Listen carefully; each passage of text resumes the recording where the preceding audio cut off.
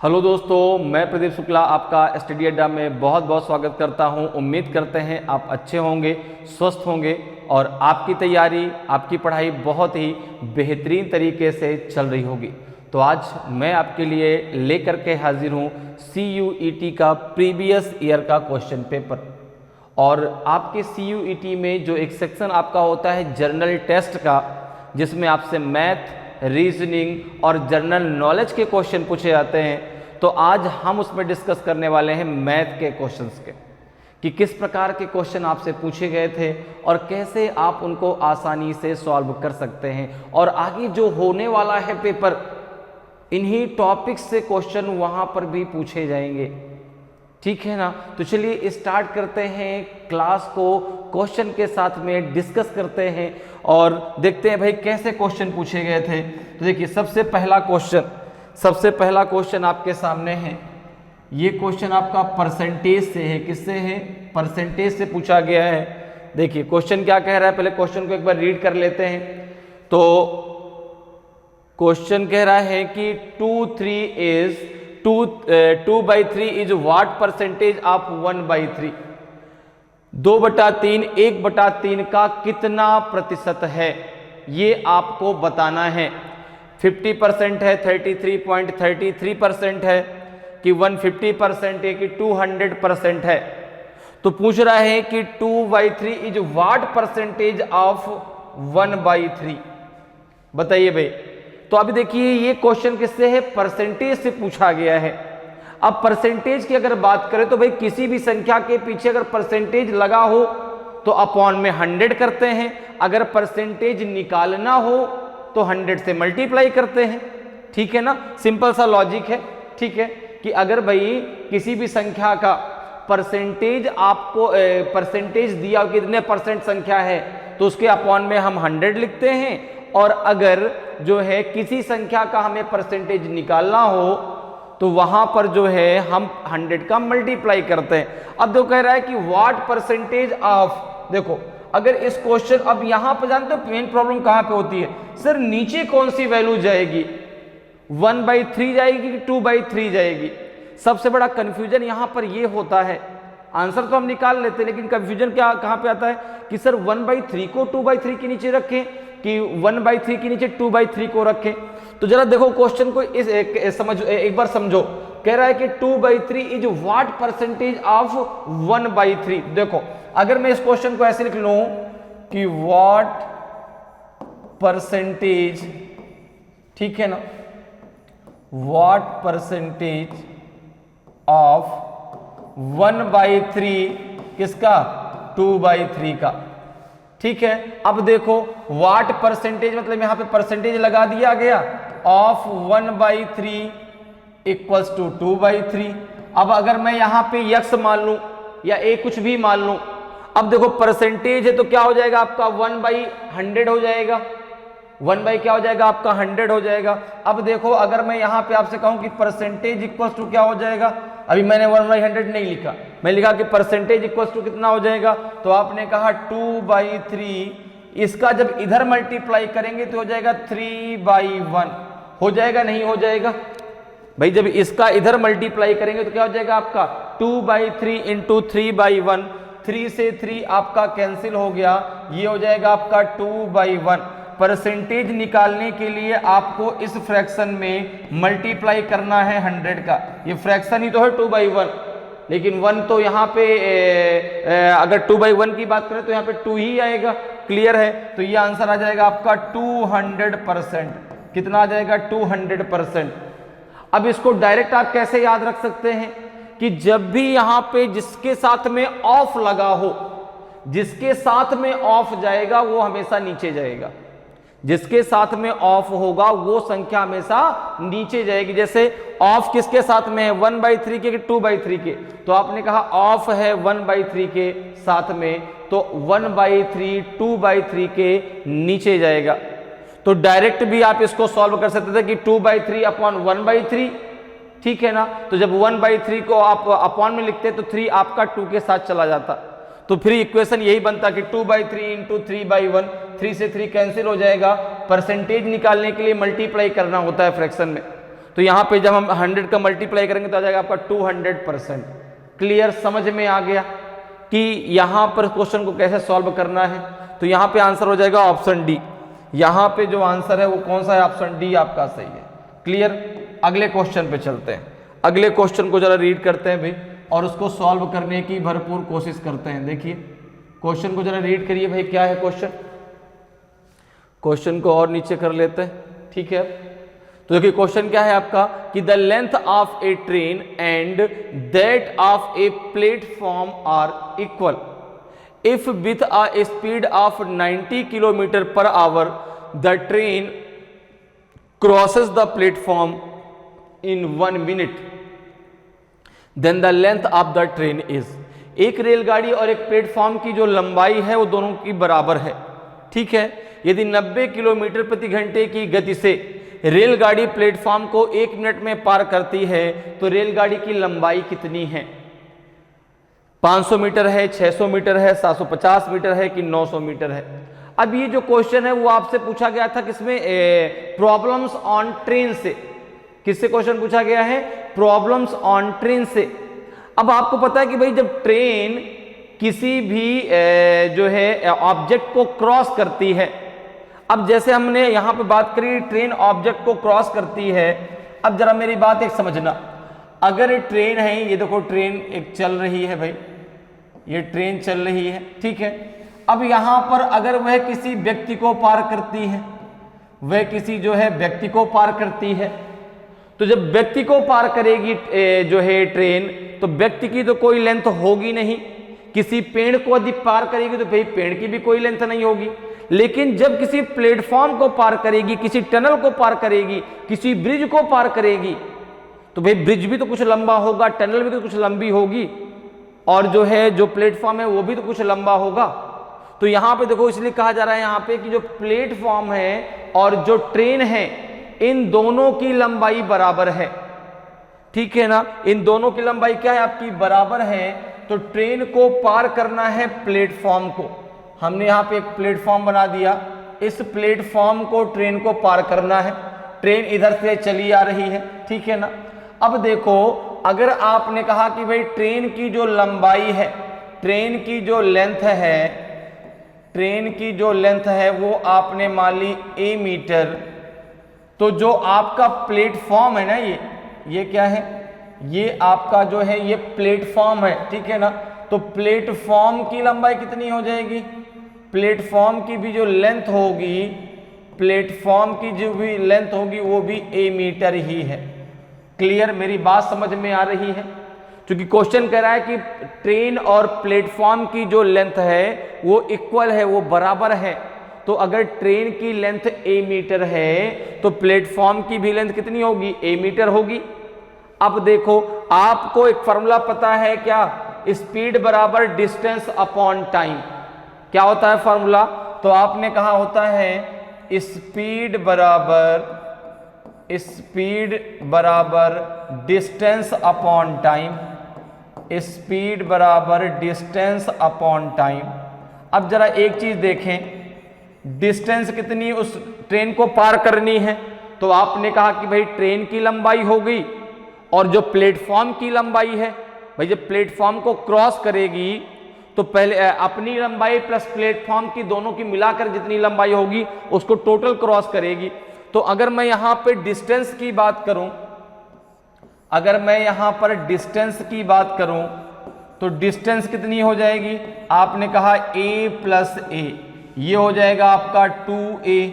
a plus a क्यों हुआ, समझ में आ गया ना कि भाई प्लेटफॉर्म की लंबाई प्लस ट्रेन की लंबाई, तो प्लेटफॉर्म की लंबाई a है, ट्रेन की लंबाई a है, a प्लस a हो जाएगा 2a। जरा टाइम की बात कर लो, तो टाइम दिया गया है 1 मिनट, टाइम दिया गया है 1 मिनट दिया गया है। तो हमने क्या किया, इस मिनट को सेकंड में कन्वर्ट कर लिया, तो 1 में हमने 60 का मल्टीप्लाई कर दिया, तो ये हो जाएगा आपका 60 सेकंड, ठीक है ना। मिनट को किसमें कन्वर्ट कर लिया हमने, सेकंड में। अब देखो जो स्पीड दी गई है, जो स्पीड दी गई है वो दी गई है 90 kilometre per our, kilometre per our. अब एक चीज आपको याद रखना है, अगर स्पीड किलोमीटर पर आवर में है और आपको कन्वर्ट करना है मीटर पर सेकंड में, आपको किस में कन्वर्ट करना है, मीटर पर सेकंड में, तो यहां पर जो है आपको स्पीड को 5/18 से मल्टीप्लाई करना है। अगर इसका जस्ट अपोजिट हो कि स्पीड आपको दी गई हो मीटर पर सेकंड में और आपको कन्वर्ट करना हो किलोमीटर पर आवर में, तो आपको 18/5 से मल्टीप्लाई करना है स्पीड को। अब ये स्पीड है किलोमीटर पर आवर में, हम जो है इसको कन्वर्ट कर लेंगे मीटर पर सेकंड में, क्योंकि हमारे पास जो समय है वो सेकंड में है, हमें जो उसकी डिस्टेंस अर्थात जो ट्रेन की लेंथ चाहिए वो मीटर में चाहिए, तो हम इसको कन्वर्ट कर लेते हैं मीटर पर सेकंड में। तो हमने यहाँ पे क्या किया, 90 में मल्टीप्लाई कर दिया 5/18, तो 18 5 जा 90 होता है, 5 5 जा 25, ये जो स्पीड आ जाएगी मीटर पर सेकंड में आ जाएगी। किस में आ जाएगी, मीटर पर सेकंड में आएगी। क्लियर है। तो अब देखो टाइम आपका हो गया 60 सेकेंड, डिस्टेंस आपकी हो गई 2a, स्पीड आपको मालूम चल गई 25 मीटर पर सेकेंड। अब यहां पे अगर मुझे डिस्टेंस निकालनी हो तो d बराबर क्या हो जाएगा, डिस्टेंस बराबर हो जाएगा स्पीड इनटू टाइम, और डिस्टेंस ही तो आपको निकालनी है, ठीक है ना। तो यहां पे अगर मैं बात करूं तो डिस्टेंस कितनी है, 2a इक्वल्स टू हो जाएगा आपका जो है 60 इंटू हो जाएगा 25, ओके। तो a इक्वल्स टू हो जाएगा आपका 60 इंटू 25 अपॉन हो जाएगा 2, तो 2 3 जा 6 हो जाएगा, और ये हो जाएगा आपका a इक्वल्स टू 30 इंटू 25, तो ये आ जाएगा आपका a इक्वल्स टू 750 मीटर है ट्रेन की लंबाई। तो जितनी ट्रेन की है उतनी ही प्लेटफॉर्म की है, तो ऑप्शन सी आपका सही आंसर हो जाएगा। क्लियर है भाई, दोनों की लेंथ बराबर है, तो अगर ट्रेन की लेंथ जो है 750 मीटर है तो प्लेटफॉर्म की भी लेंथ आपकी 750 मीटर ही होगी। तो हमसे पूछा गया है लेंथ ऑफ ट्रेन, तो आंसर आ जाएगा आपका 750 मीटर। ऑप्शन सी आपका सही आंसर होगा। अगले क्वेश्चन पे चलते हैं। देखिए अगला क्वेश्चन भाई, अगला क्वेश्चन आते हैं, अगला क्वेश्चन तीसरे नंबर क्वेश्चन पे आते हैं।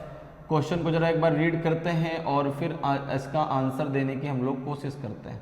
चलिए रीड करिए जरा। क्वेश्चन कह रहा है कि profit after selling a commodity for 425 rupees is the same as the loss after selling it for 355 rupees. What is the cost of the commodity. किसी वस्तु को 425 रुपए में बेचने पर लाभ उतना ही है जितना उसे 355 रुपए में बेचने पर हानि है। वस्तु की कीमत क्या है, बताइए भाई। 385 रुपीज है, 390 रुपीज है, 395 रुपीज है कि 400 रुपीज है, उस वस्तु की कीमत कितनी है ये आपको बताना है। तो ये जो क्वेश्चन आपको परसेंटेज से, प्रॉफिट एंड लॉस से पूछा गया है, परसेंटेज से नहीं, प्रॉफिट एंड लॉस से पूछा गया है। तो बताइए भाई क्या होगा इसका आंसर, जिससे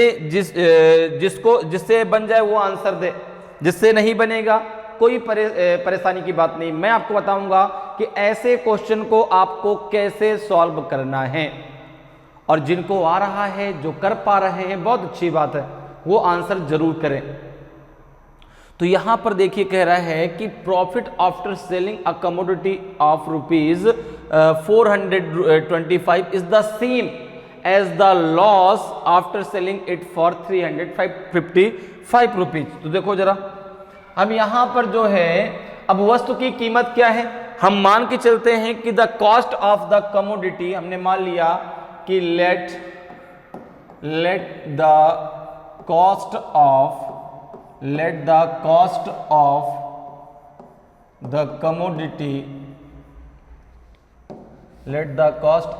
commodity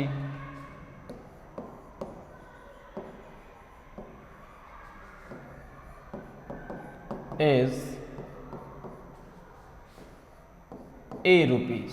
ठीक है, अब देखो, अब बात कर लेते हैं अकॉर्डिंग टू क्वेश्चन। अब हम बात कर लेते हैं according to question. According to question, प्रश्न के अनुसार, अकॉर्डिंग टू क्वेश्चन जरा बात कर लेते हैं। तो देखो क्या कह रहा है कि अगर वह 425 रुपए में बेचने पर उसको उतना ही लाभ होता है जितना उसको जो है 355 रुपए में बेचने पर हानि होती है, तो यहां पर देखो 425 रुपीज में जब उसने बेचा तो उसको क्या हुआ, लाभ हुआ कितने रुपए का, ए रुपए का, उतना ही लाभ होता है, ठीक है ना। तो भाई लाभ किस पर होगा, लाभ तो हमेशा आपको कॉस्ट प्राइस पर ही होगा।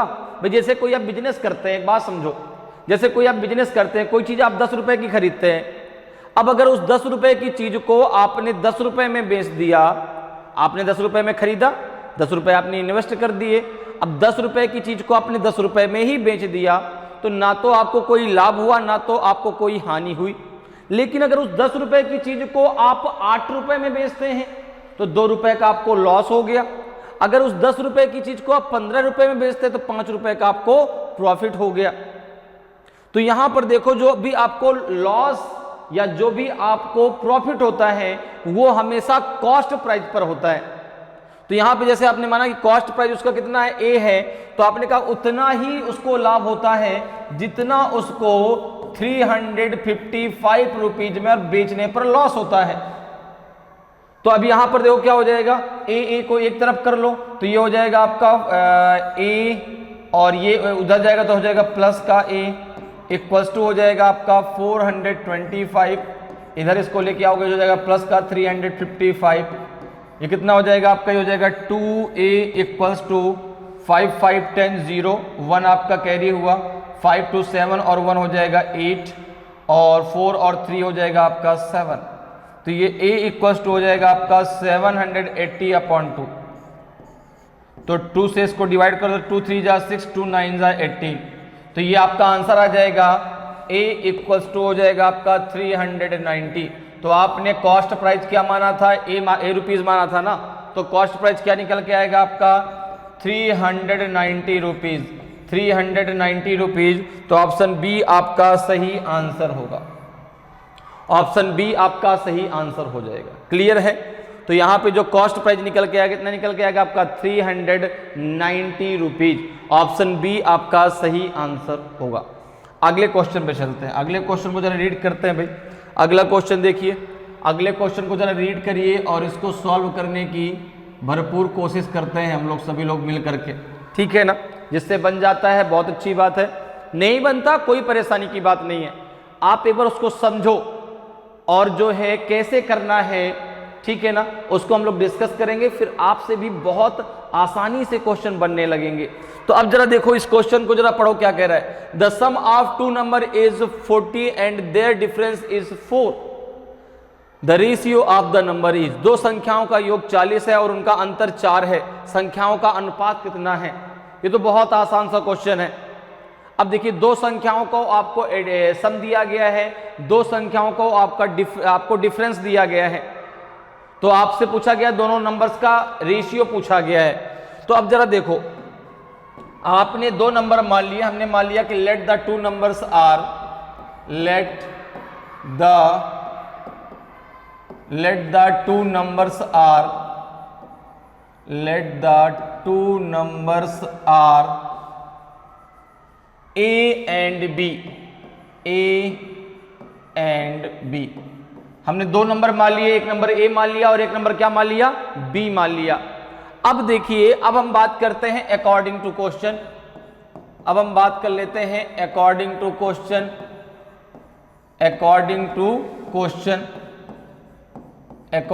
क्वेश्चन, और ये जो आपसे क्वेश्चन पूछा गया है, ये क्वेश्चन जो है आपका किससे है, ये क्वेश्चन है प्रॉब्लम बेस्ड ऑन नंबर्स, संख्याओं पर आधारित प्रश्न से।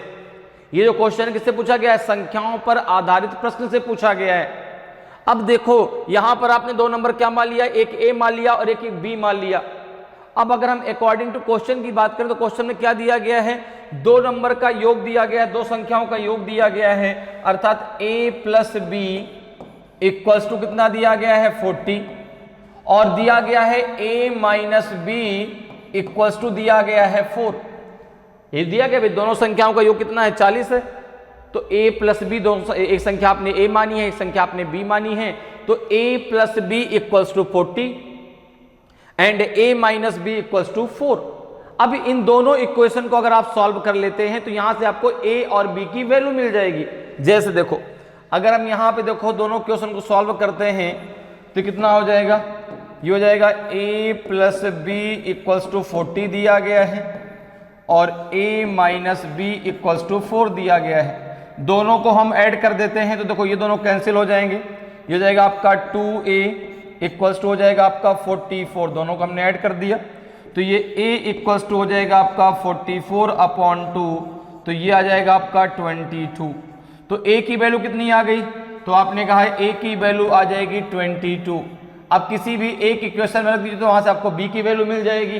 तो अगर हम यहाँ पे a प्लस बी में रखें, a plus B equals to 40 में a की वैल्यू है 22 प्लस b इक्वल्स टू 40, तो b इक्वल्स टू हो जाएगा आपका 40 माइनस 22, तो ये आ जाएगा आपका 18। तो b की वैल्यू कितनी आ जाएगी? b की वैल्यू आ जाएगी आपकी 18।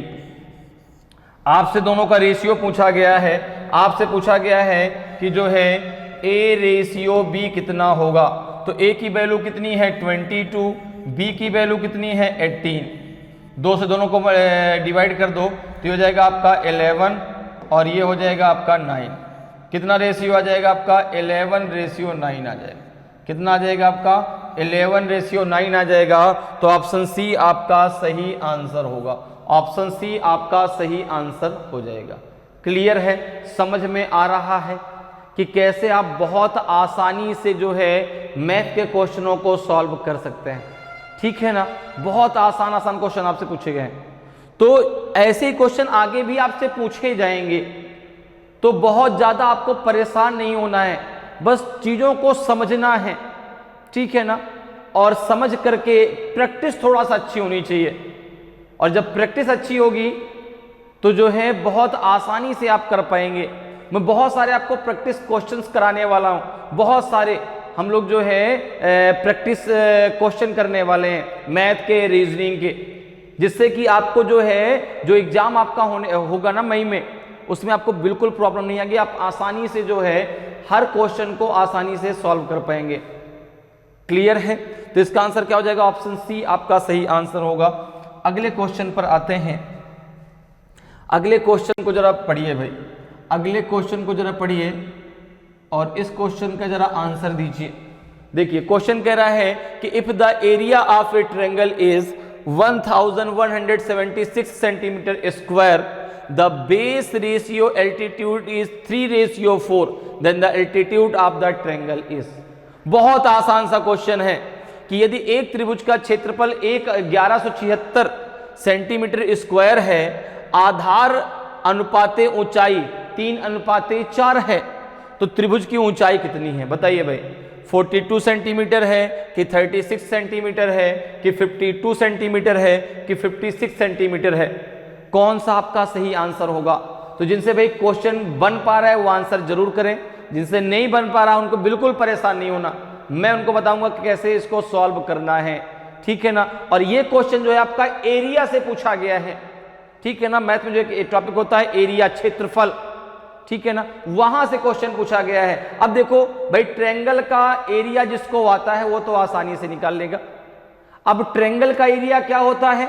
तो आपने कहा 1/2 बेस इंटू हाइट होता है, 1/2 और इंटू बेस इंटू हाइट, या बेस इंटू एल्टीट्यूड कह दो, ऊंचाई। ठीक है, आधार गुणे ऊंचाई। तो यहां पर देखो, अब यहां पर अगर हम बात करें तो यहां पर क्वेश्चन में हमें बेस और एल्टीट्यूड का रेशियो दिया गया है 3:4।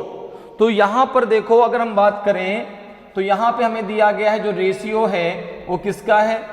बेस रेशियो, एल्टीट्यूड लिख दो या हाइट लिख दो, या हाइट भी आप लिख सकते हैं। ठीक है ना? कितना है आपका? 3:4 है। कितना है? 3:4। अब अगर मैं बात करूं कि एरिया ऑफ ट्रायंगल क्या होता है, ठीक है ना, एरिया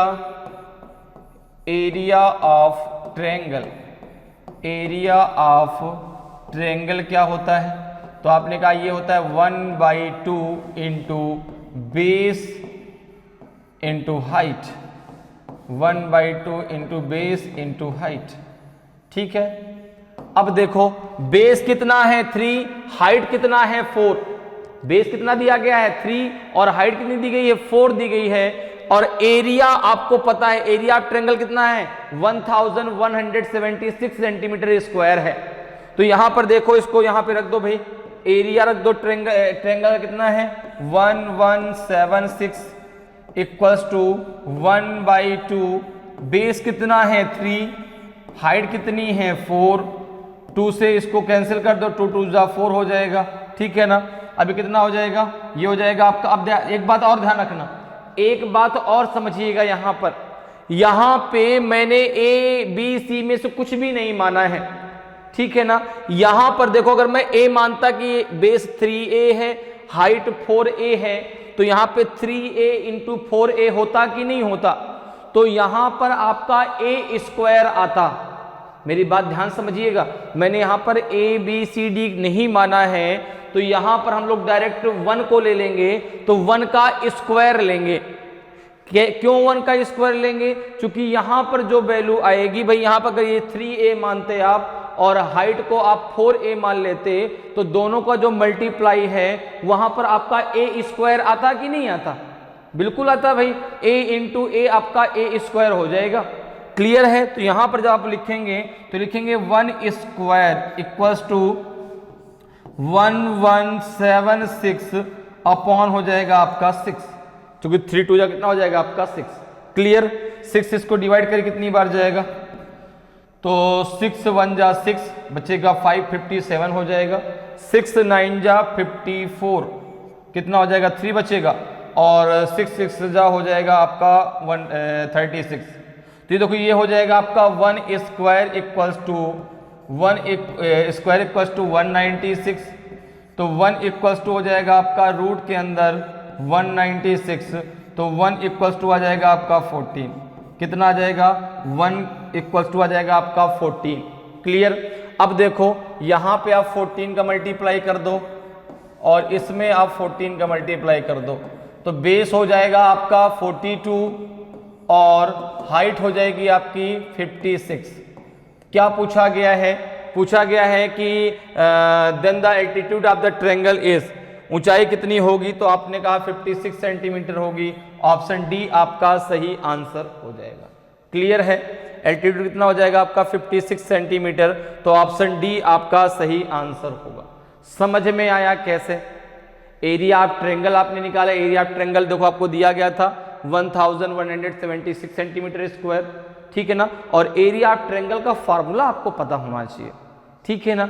नहीं पता है तो फार्मूला की एक लिस्ट बना लीजिए, उसको एक बार याद कर लीजिए, काम आएगा, क्योंकि यहां से क्वेश्चन जरूर पूछा जाएगा। तो एरिया ऑफ ट्रायंगल क्या होता है 1/2 बेस इंटू हाइट, ठीक है ना, और उसमें आपने रख दिया, आसानी से आपका आंसर आ गया। क्लियर है। तो कितनी हाइट आ जाएगी आपकी 56 सेंटीमीटर। नेक्स्ट क्वेश्चन में आते हैं। नेक्स्ट क्वेश्चन जरा देखिए भाई क्या है। अगले क्वेश्चन को जरा एक बार रीड करते हैं और इसको जो है सॉल्व करने की कोशिश करते हैं हम लोग। देखिए क्वेश्चन को पहले रीड करिए एक बार। क्वेश्चन क्या है, क्वेश्चन कह रहा है कि A and B can do a work in 6 and 12 days respectively. They begin the work together but A leave after 3 days. Then the total number of days needed for the completion of the work is. A और B किसी काम को क्रमशः 6 और 12 दिनों में कर सकते हैं। उन्होंने एक साथ काम करना शुरू किया, लेकिन A ने 3 दिन बाद छुट्टी ले ली, तो कार्य को पूरा करने के लिए कुल कितने दिनों की आवश्यकता होगी, बताइए भाई। 4 डेज की, 5 डेज की, 6 डेज की कि 9 डेज की। तो अब जिससे क्वेश्चन बन रहा है वो इसका आंसर दे। ये क्वेश्चन पूछा गया आपसे टाइम एंड वर्क से, समय और कार्य। तो भाई जब भी कोई आप कार्य करते हैं तो उसमें जो समय लगता है वो आपकी इफिशियंसी के अकॉर्डिंग लगता है। भाई जितनी ज्यादा क्षमता होगी उतना आपको कम समय लगेगा उस कार्य को करने में। अगर भाई मेरी क्षमता किसी कार्य को करने की मेरी क्षमता कम है तो मुझे समय क्या लगेगा, ज्यादा लगेगा। और अगर मेरी क्षमता ज्यादा है तो समय मुझे कम लगेगा। तो जो भी आपको कार्य करने के लिए जो टाइम लगता है, समय लगता है, वो इफिशियंसी के अकॉर्डिंग लगता है। तो जरा बताएं भाई इसका आंसर क्या आएगा, कोशिश जरूर करें एक बार लगाने की। तो देखिए यहां पर जो है क्वेश्चन कह रहा है आपसे कि A and B can do a work in 6 and 12 days. देखो ए और बी, ए है और बी है, ठीक है ना, इनका जो है यहां पर दिया गया है कितने दिन में काम कर सकते हैं, तो ए कर सकता है 6 दिन में और बी कर सकता है 12 डेज। ये इनके जो है डेज का रेशियो है, ये इनके डेज का रेशियो है, अर्थात कह सकते हैं टाइम का रेशियो है। क्या है? टाइम का रेशियो, ठीक है। अब अगर मैं इनकी इफिशियंसी की बात करूं, अगर मैं इनके इफिशियंसी की बात करूं, क्षमता की बात करूं, तो कितनी निकल के आएगी भाई? ये तो इनका समय का रेशियो दिया गया है ना कि ए कर सकता है आपका 6 दिन में और बी कर सकता है 12 दिन में। अब जो टाइम लगता है किसी भी वर्क को, मैंने आपको शुरुआत में बताया कि जो टाइम लगता है किसी भी काम को करने में वो इफिशियंसी के अकॉर्डिंग लगता है। तो यहां पर देखो इफिशियंसी कितनी निकल के आएगी, तो आपने कहा कि भाई टोटल वर्क पहले निकाल लें। टोटल वर्क कैसे निकालेंगे? तो 6 और 12 का एलसीएम ले लीजिए। तो 6 और 12 का एलसीएम क्या हो जाएगा? 6 and 12 का एलसीएम कितना हो जाएगा? तो आपने कहा ये 12 होगा, तो टोटल वर्क कितना आ जाएगा आपका? 12। टोटल वर्क कितना आ गया? टोटल वर्क कितना आ गया आपका? 12 आ गया। अब देखो यहां से एफिशिएंसी निकाल लो। अगर टोटल वर्क 12 है, ए को 6 दिन लग रहे हैं, तो ए की इफिशियंसी कितनी हो जाएगी? 2 काम करने की। बी की इफिशियंसी कितनी हो जाएगी? 1 काम करने की। अब क्वेश्चन देखो कह रहा है कि उन्होंने एक साथ काम करना शुरू किया, लेकिन 3 दिन के बाद जो है ए ने छुट्टी ले ली।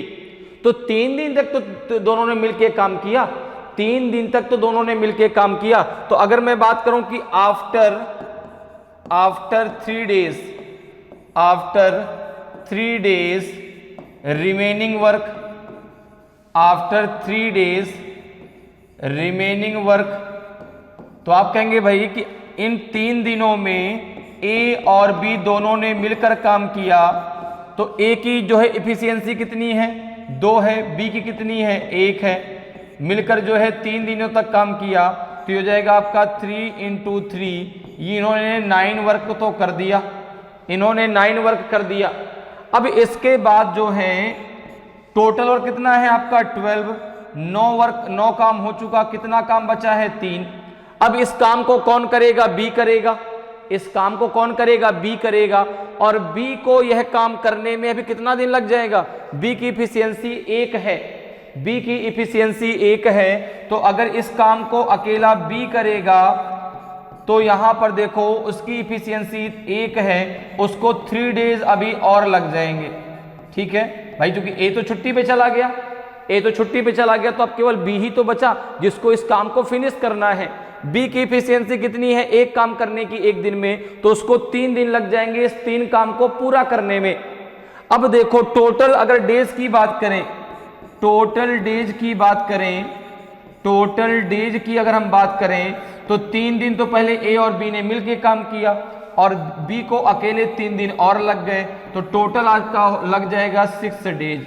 इस काम को पूरा करने के लिए जो कुल दिन चाहिए वो आपके 6 दिन लग जाएंगे। ऑप्शन सी आपका सही आंसर होगा। कुल कितने दिनों की आवश्यकता होगी? तो 6 डेज की टोटल आवश्यकता होगी इस काम को फिनिश करने के लिए। तो ऑप्शन सी आपका सही आंसर होगा। क्लियर? अगले क्वेश्चन पे चलते हैं। अगले क्वेश्चन को जरा रीड करते हैं और क्वेश्चन को सॉल्व करने की हम लोग सब लोग कोशिश करते हैं। क्लियर है?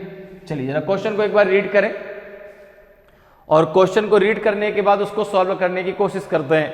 जिससे बन जाएगा बहुत अच्छी बात है, नहीं बनेगा तो हम लोग मिलकर लगाएंगे उसको। देखिए क्वेश्चन क्या है, एक बार जरा रीड कर लें। क्वेश्चन कह रहा है कि if the sell price of 12 articles is equal to the cost price of 18 articles, what is profit percentage. यदि 12 वस्तुओं का विक्रय मूल्य 18 वस्तुओं के क्रय मूल्य के बराबर है, तो उसका लाभ प्रतिशत कितना है। प्रॉफिट लॉस से क्वेश्चन पूछा गया है। 20% है, 40% है, 50% है कि 60% है। तो देखिए बहुत आसान सा क्वेश्चन है। सेल प्राइस मतलब सेलिंग प्राइस मतलब एसपी, ठीक है ना। कॉस्ट प्राइस मतलब सीपी। क्लियर? तो अगर यहां पर हम देखें तो हमें दिया गया है कि एसपी ऑफ, हमें दिया गया है कि SP of 12 article SP of 12 article equals to CP of 18 article, ये तो दिया गया है, CP of 18 आर्टिकल। क्लियर? कह सकते हैं कि भाई SP into 12 equals to CP into 18। Clear है? तो आपने कहा कि SP अपॉन CP कितना हो जाएगा, 12 हो जाएगा आपका 18 अपॉन हो जाएगा आपका 12। तो अगर हम यहां पर बात करें तो देखो, अगर उसका कॉस्ट प्राइस अगर आपका 12 रुपए है तो सेलिंग प्राइस कितना है, सेलिंग प्राइस है उसका 18 रुपए। ठीक है, बात मेरी समझिएगा। SP अपॉन CP कितना आ गया, 18 अपॉन 12। तो हम कह सकते हैं कॉस्ट प्राइस उसका 12 रुपए है तो सेलिंग प्राइस कितना है, 18 रुपए। तो प्रॉफिट परसेंटेज क्या होता है, प्रॉफिट परसेंटेज क्या होता है, प्रॉफिट परसेंटेज क्या होता है, आपने कहा होता है selling price minus cost price upon cost price. जो भी प्रॉफिट लॉस होता है हमेशा कॉस्ट प्राइस पर ही होता है, चाहे वो प्रॉफिट हो चाहे वो लॉस हो। अब देखो सेलिंग प्राइस कितना है 18 रुपए, कॉस्ट प्राइस कितना है 12 रुपए, कॉस्ट प्राइस कितना है 12 रुपए, तो कितना हो जाएगा आपका 6 अपॉन 12 इंटू 100। ठीक है ना, कितना हो जाएगा ये आपका 6 दूना 12, 2 पंचा 10, ये हो जाएगा आपका 50%। कितने का प्रॉफिट है उसको, 50% का प्रॉफिट है। कितने का प्रॉफिट है, तो आपका जो है 50% का प्रॉफिट है। ऑप्शन सी आपका सही आंसर होगा। तो प्रॉफिट परसेंटेज कितना निकल के आएगा, 50%। ऑप्शन सी आपका सही आंसर होगा। समझ में आया कैसे भाई, यही तो दिया गया था कि selling price of 12 articles equal to cost price of 18 articles. तो यहां से निकल के आएगा selling price upon cost price. तो यहां पे देखो अगर कॉस्ट प्राइस 12 रुपए तो सेलिंग प्राइस 18 रुपए है, तो प्रॉफिट परसेंटेज बराबर क्या होता है, selling price minus cost price upon cost price. क्योंकि जो भी आपको चाहे प्रॉफिट हो चाहे लॉस हो हमेशा किस पर होता है, कॉस्ट प्राइस पर होता है। तो यहां से कितना आपका निकल के आएगा प्रॉफिट परसेंट, 50%। क्लियर? अगले क्वेश्चन पे आती है, अगले क्वेश्चन पे आते हैं भाई। अगले क्वेश्चन को जरा रीड करते हैं, अगले क्वेश्चन को जरा रीड करिए और इसको जरा सॉल्व करने की कोशिश करिए।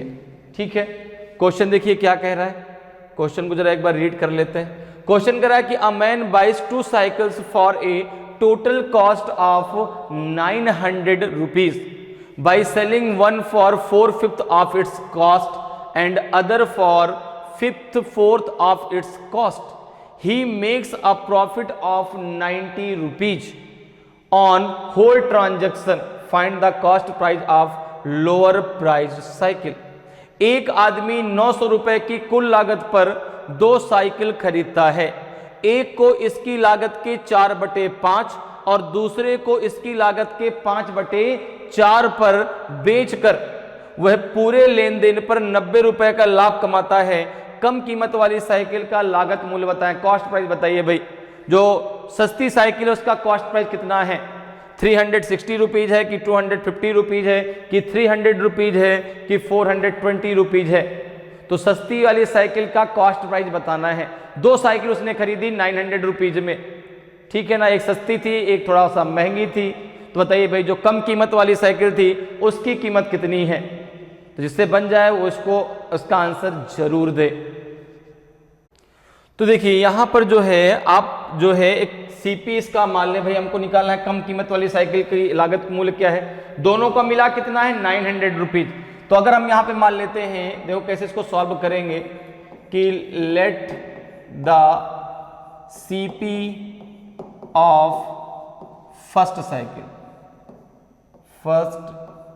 Cycle is A rupees. तो then the CP of second cycle तो ये हो जाएगा आपका जो है 900 माइनस ए हो जाएगा, नहीं हो जाएगा। क्लियर? अब देखो, अब बात कर लो आप अकॉर्डिंग टू क्वेश्चन। अब आप बात कर लो अकॉर्डिंग टू क्वेश्चन।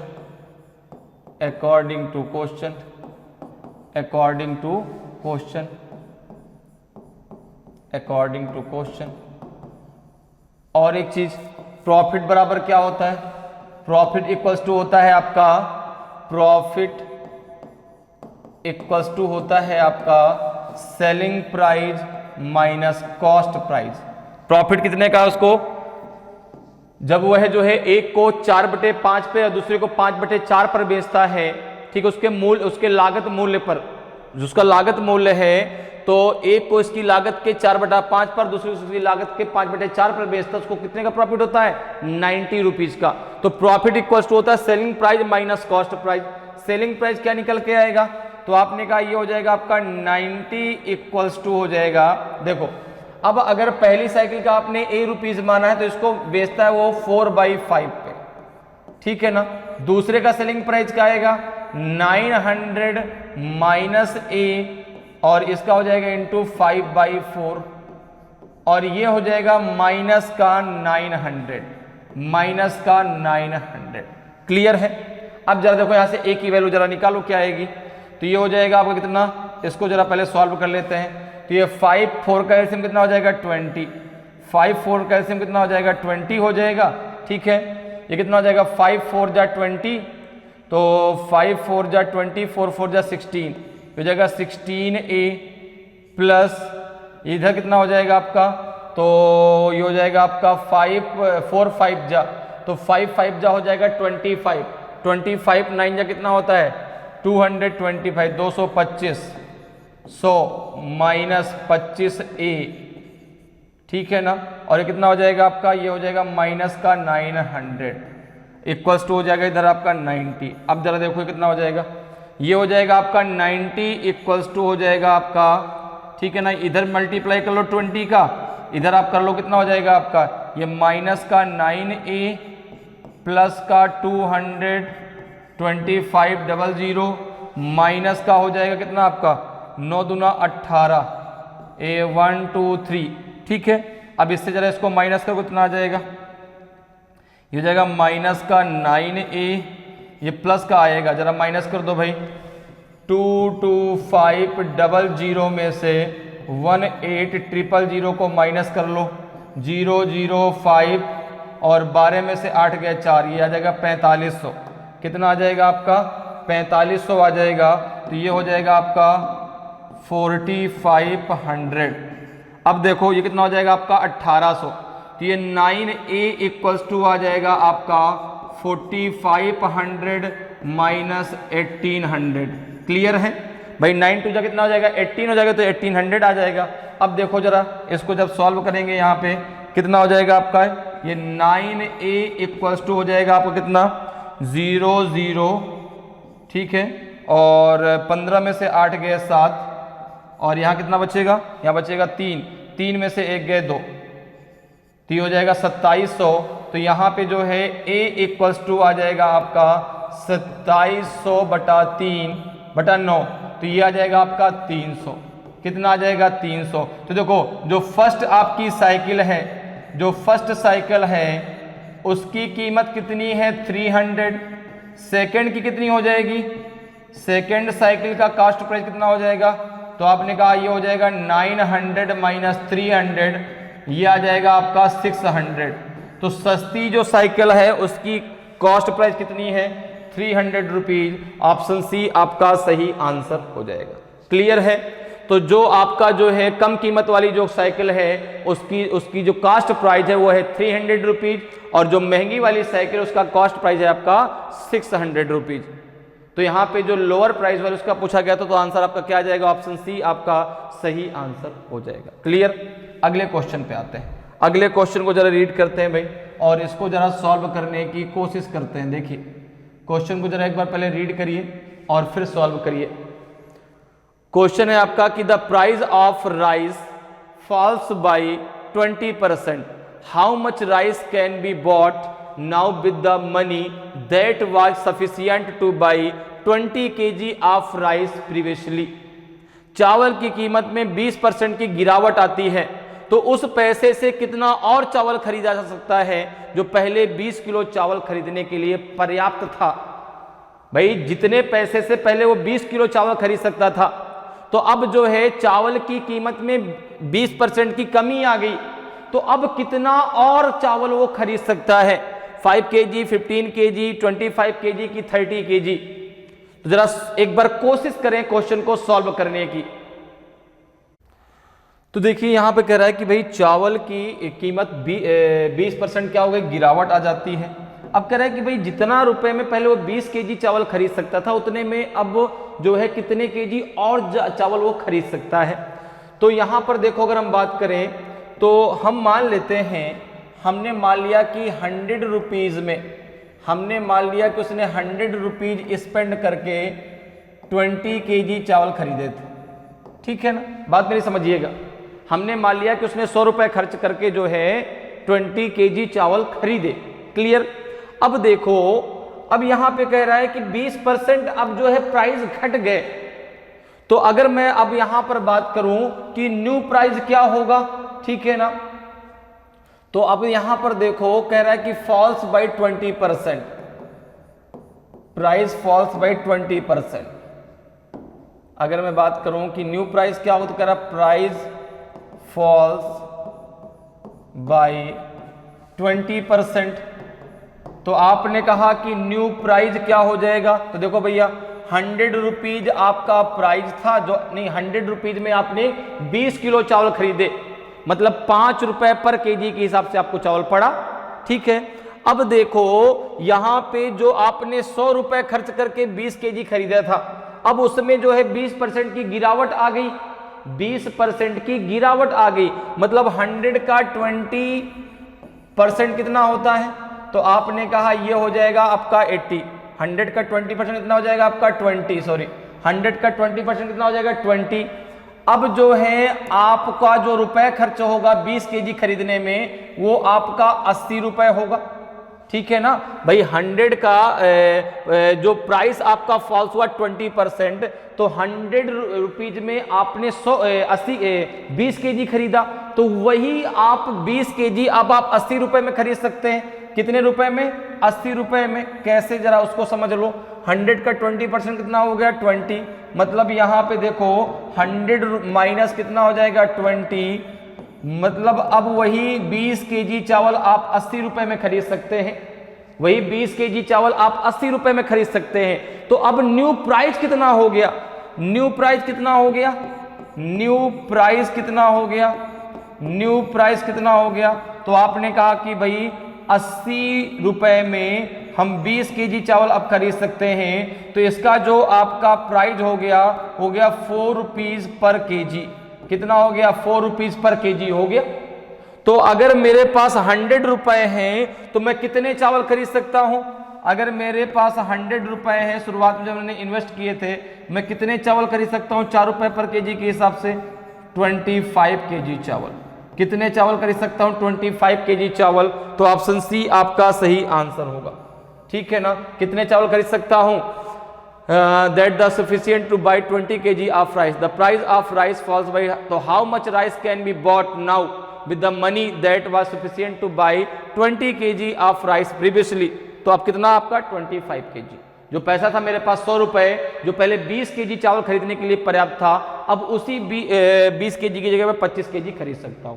समझ में आया कैसे भाई, 100 रुपए में 20 केजी, अब प्राइस कितना फॉल्स हो गया 20%, तो 100 का 20% 20, तो भाई अगर 100 रुपए में 20 केजी था, तो वही अब मैं जो है 20 केजी 80 रुपए में खरीद सकता हूं, वही 20 केजी में 80 रुपए में खरीद सकता हूं। तो पहले जो मुझे 5 रुपए का 5 रुपए पर केजी पड़ रहा था, वो 4 रुपए पर केजी पड़ेगा। तो 100 रुपए मेरे पास हैं, तो कितने केजी चावल खरीद सकता हूं 25 केजी। क्लियर। अगले क्वेश्चन पे आते हैं, अगले क्वेश्चन को जरा रीड करते हैं और इसको सॉल्व करने की सभी लोग कोशिश करते हैं। क्लियर है। क्वेश्चन देखिए, कह रहा है कि x percentage of y plus y percentage of x equals to question mark.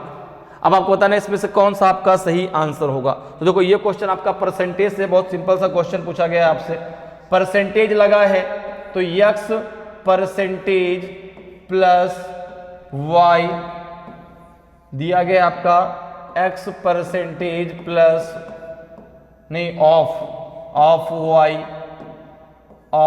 y plus y percentage of x okay, ये कितना होगा? तो आपने कहा कि यहां पर हो जाएगा आपका जो है ऑफ का मतलब होता है मल्टीप्लाई।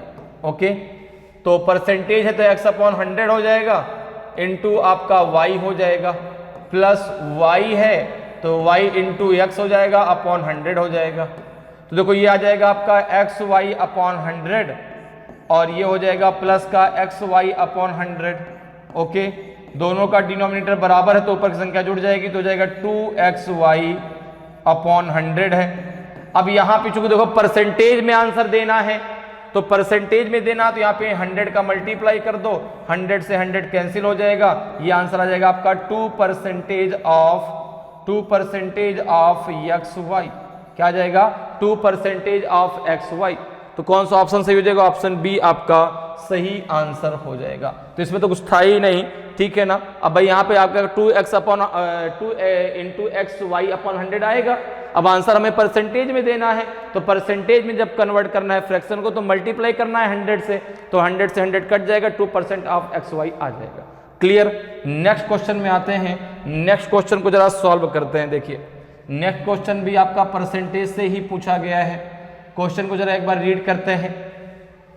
क्वेश्चन देखिए कह रहा है आपसे कि if the price of gold increases by 30%, find by how much the quantity of ornaments must be reduce so that the expenditure may remain the same as before. यदि सोने की कीमत 30% बढ़ जाती है तो ज्ञात कीजिए कि आभूषणों की मात्रा में कितनी कमी की जानी चाहिए ताकि वह पहले जैसा ही रहे। बताइए भाई, तो कितना आएगा आपका? ए बी सी डी में से कौन सा आपका सही आंसर होगा? एक बार कोशिश करें क्वेश्चन को लगाने की, कोशिश जरूर करिए। परसेंटेज से क्वेश्चन पूछा गया है, फिर मैं तो आपको बता ही रहा हूं, मैं तो आपको पूरा का पूरा डिस्कशन करके पूरा का पूरा सोल्यूशन बताऊंगा, लेकिन एक बार अपने से भी आप कोशिश जरूर करें, ठीक है ना। तो बताएं भाई, एक बार कोशिश करिए, फिर हम लोग भी लगाते हैं। देखिए भाई, इस क्वेश्चन को आप डायरेक्ट जो है शॉर्टकट तरीके से कैसे कर सकते हैं, ठीक है ना। ठीक है, आप तो कर ही रहे हैं, लगातार प्रैक्टिस आपकी कोशिश आपकी जारी है। तो यहाँ पे देखो कह रहा है कि if the price of gold increases by 30%, तो हम यहाँ पर देखें, हमने कहा कि भाई अगर प्राइस पहले 100 रुपए था, ठीक है ना, मेरे पास 100 रुपए था, ठीक है ना, 100 रुपए में मैं गोल्ड खरीद सकता था, लेकिन अब क्या हो गया, वही जो प्राइस है वो 130 रुपए हो गया। भाई अगर मैंने मान लिया कि शुरुआत में जो उसका प्राइस था वो 100 रुपीज था, लेकिन अब कह रहा है कि 30% भाई इंक्रीज हो गया, तो अब प्राइस कितना हो गया? तो आपने कहा अब 130 रुपए हो गया। तो कह रहा है कि कितना उसको कम करना चाहिए, कितना कम करना चाहिए? भाई मेरे पास 100 रुपए थे, 100 रुपए ही मैं खर्च कर सकता था, 100 रुपए में मैं गोल्ड खरीद सकता था, लेकिन अब प्राइस जो है उसका 30% बढ़ गया। अब प्राइस जो पहले 100 रुपए था वो 130 रुपए हो गया, तो कितना कम करना पड़ेगा? तो अगर मैं बात करूं यहाँ पे रिडक्स जो है कि मेरा जो एक्सपेंडिचर है, अर्थात मेरा जो व्यय है वो मेरा ज्यादा ना बढ़े, वो 100 का 100 रुपए ही रहे। क्लियर है? तो अगर मैं बात करूं कि कितना मुझे रिड्यूस करना पड़ेगा, कितना मुझे रिड्यूस करना पड़ेगा, तो यहां पर देखो 130 रुपए में से, ठीक है ना भाई, मुझे 130 पहले मेरे पास 100 रुपए था, अब मेरे पास पहले उसका प्राइस 100 रुपए था, अब जो है प्राइस 130 रुपए हो गया, ठीक है ना। तो मेरे पास तो 100 रुपए ही है ना, मैं 100 रुपए से ज्यादा खर्च ही नहीं कर सकता। तो आपने कहा कि 130 माइनस 100, ठीक है ना। अब कितने में से मैं कम करूंगा? तो आपने कहा 130 में से कम करेंगे, तो ये हो जाएगा आपका 30 अपॉन 130। अब परसेंटेज निकालना है तो इंटू 100 लगा दीजिए, 0 से 0 आपका कैंसिल हो जाएगा, ये हो जाएगा आपका 300 अपॉन 13। देखिए कितना आ जाएगा, 13 2 जा 26, कितना बचेगा 40 हो जाएगा, 13 3 जा 29, 39 1 बचेगा, 1 अपॉन 13% आ जाएगा। 23 सही 1/13% होगा यहाँ पे। अच्छा यहाँ पे 13 होना चाहिए भाई, यहाँ पे आपका 13 होना चाहिए। क्लियर है? यहाँ पे क्या आना चाहिए आपका 13, 23 इज टू द 1/13% आना चाहिए। तो ऑप्शन जो है आपका बी आपका सही आंसर हो जाएगा। क्लियर? समझ में आया भाई? पहले 100 रुपए था, ठीक है ना, अब कितना हो गया 130 रुपए, ठीक है। तो जब 130 रुपए हो गया तो उसको कितना रिड्यूस करना पड़ेगा? है तो उसके मेरे पास 100 ही रुपए, मैं खर्च तो 100 ही रुपए करूंगा, तो भाई उस मुझे जो है उसमें से 30 रुपए कम करने पड़ेंगे, कितने में से 130 में, ठीक है ना। कितना परसेंट कम करना पड़ेगा, 23 सही 1/13%। क्लियर है। चलिए अगले क्वेश्चन पे आते हैं। अगले क्वेश्चन को जरा रीड करें और क्वेश्चन का जरा आंसर देने की कोशिश करें। देखिए जरा क्वेश्चन भाई क्या कह रहा है, क्वेश्चन को जरा रीड करते हैं। क्वेश्चन कह रहा है कि if 4 examiners can examine a certain number of answer book in 8 days by working 5 hours a day, for how many hours a day would 2 examiners have to work in order to examine twice the number of answer books in 20 days? यदि 4 परीक्षक एक दिन में 5 घंटे काम करके 8 दिनों में एक निश्चित संख्या में उत्तर पुस्तिकाओं की जांच कर सकते हैं, तो 2 परीक्षकों को 20 दिनों में दुगनी उत्तर पुस्तिकाओं की जांच करने के लिए कितने घंटे प्रतिदिन काम करना होगा? 6 घंटे, 7 घंटे, 8 घंटे कि 9 घंटे? तो देखिए ये जो क्वेश्चन है आपका वो है टाइम एंड वर्क से। किस टॉपिक से है? टाइम एंड वर्क से। क्लियर। अब देखो क्वेश्चन कह रहा है कि 4 परीक्षक हैं, ठीक है। तो यहां पर आपको क्या लगाना है, यहां पे देखो डायरेक्ट फॉर्मूला आपको लगाना है M1 H1 D1 upon W1 equals to M2 H2 D2 upon W2, ठीक है। तो यदि 4 परीक्षक एक दिन में, तो यहां पर देखो कितने परीक्षक हैं, अर्थात M1 की वैल्यू कितनी है 4, ठीक है ना। एक दिन में 5 घंटे काम करके H1 कितना है 5 आवर्स, D1 कितना है आपका, D1 है जो है आपका 8। निश्चित संख्या में उत्तर पुस्तिकाओं की जांच कर सकते हैं, तो W1 कितना हो जाएगा आपका, कुछ संख्या है जिसको हम A B C D में से कुछ भी मान लेते हैं, ठीक है ना। तो हमने मान लिया कि W1 है जो है आपका A, W1 कितना है आपका A। अब देखो क्या कह रहा है, तो आगे कह रहा है कि 2 परीक्षकों को, अब देखो M2 कितना है, M2 कितना है आपका 2, ठीक है ना। 2 परीक्षकों को 20 दिनों में, D1 D2 कितना है 20 डेज, ठीक है ना 20, ठीक है ना। दोगुनी उत्तर पुस्तिकाओं की, अब W2 कितना हो गया, उसका दुगना हो गया, अर्थात 2A काम करना है। पहले A काम करना था, A उन्होंने काम किया, अब उसका दुगना करना है। कितने घंटे काम करना होगा, अर्थात आपको H2 की जो है वैल्यू निकालनी है। जरा इस फॉर्मूले में रख दीजिए।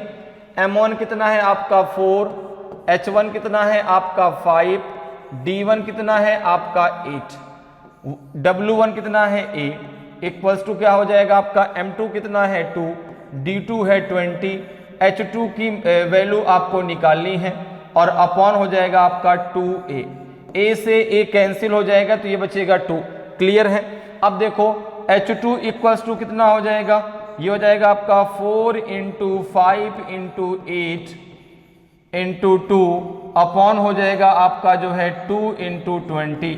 तो देखो जरा 4 5 जा 20 से 20 कैंसिल हो जाएगा, 2 से 2 कैंसिल हो जाएगा, 8 आवर्स आपका आंसर आ जाएगा। तो H2 की वैल्यू कितनी आ जाएगी, H2 की वैल्यू आ जाएगी आपकी 8 आवर्स, 8 घंटे, ठीक है ना। कितनी आ जाएगी आपकी 8 घंटे। 8 घंटे अब उनको प्रतिदिन काम करना पड़ेगा। ऑप्शन सी आपका सही आंसर होगा। क्लियर। अगले क्वेश्चन पर आते हैं। अगले क्वेश्चन को जरा रीड करिए और इसका आंसर देने की कोशिश करें। कोशिश जरूर करिए, बिल्कुल कोशिश करने से ही सारी चीजें क्लियर होती हैं। आंसर आए ना आए लेकिन क्वेश्चन को लगाने की कोशिश जरूर जारी रखिए।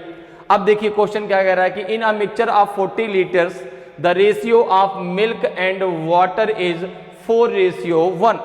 How much water must be added to this mixture so that the ratio of milk and water becomes 2:3।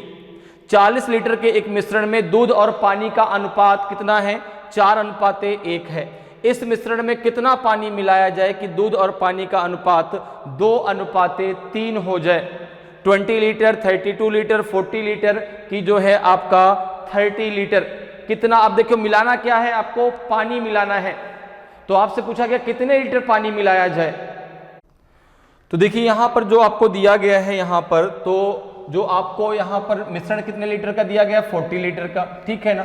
तो आपने कहा भाई मिल्क और वाटर का जो रेशियो है, मिल्क और वाटर का जो रेशियो कितना है आपका, 4:1 है। क्लियर है। अब यहां पर रेशियो का टोटल कितना है, तो आपने कहा 4 + 1 = 5 के, टोटल है आपका 40 लीटर का मिश्रण, ठीक है ना। तो 1 बराबर हो जाएगा आपका 8 के।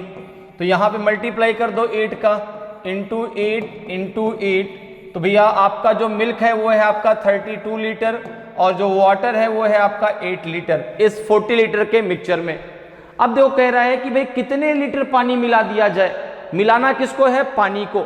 दूध में कोई छेड़छाड़ नहीं करनी, तो मिलाना किसको है, पानी को। आपने मान लिया इसमें हमने x लीटर या a लीटर पानी मिला दिया, हमने इसमें a लीटर पानी मिला दिया, ठीक है ना। तो अब देखो क्या नया रेशियो क्या बन जाएगा, तो आपने कहा 32/8 + a = हो जाएगा ये 2/3। जब आप अब इसमें मिलाना तो पानी है ना, तो भाई पानी हमने मान लिया कि इसमें हमने a लीटर पानी मिला दिया, तो अब नया रेशियो क्या बन जाएगा, 32/8 + a = 2/3। इसको सॉल्व करो कितना आ जाएगा, 3 2 जा 6, 3 3 जा 9, ये हो जाएगा आपका 8 2 जा 16 + 2a, ये हो जाएगा आपका 2a = 96 - 16, तो ये हो जाएगा 2a = हो जाएगा आपका 80। तो ये आपका आ जाएगा a = आ जाएगा आपका 40। कितने लीटर पानी मिलाया गया, 40 लीटर। कितने लीटर पानी मिलाया गया, 40 लीटर। ऑप्शन सी आपका सही आंसर होगा। क्लियर है। कितने लीटर पानी मिलाया जाएगा, 40 लीटर, ठीक है भाई। मिल्क आपका 4, वाटर 1, यहां से हमने निकाल लिया, तो भाई 32 लीटर आपका दूध है, 8 लीटर पानी है। मिलाना पानी है तो उसमें हमने मान लिया कि a लीटर पानी हमने मिलाया है, तो नया रेशियो क्या बन जाएगा, 2/3। और यहां से a की वैल्यू कितनी आ जाएगी आपकी 40। तो कितने लीटर पानी मिलाया गया, 40 लीटर पानी मिलाया गया।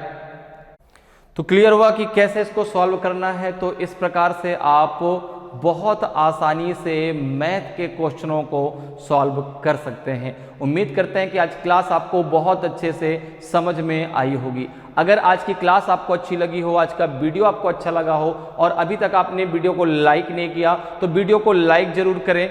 अगर आप नए हैं और अभी तक आपने चैनल को सब्सक्राइब नहीं किया तो चैनल को सब्सक्राइब जरूर कर लें, ताकि आपको क्लास की जानकारी समय समय पर मिलती रहे और आपकी तैयारी बेहतरीन तरीके से चलती रहे। तो आज इतना ही, फिर मिलेंगे। जय हिंद, जय भारत।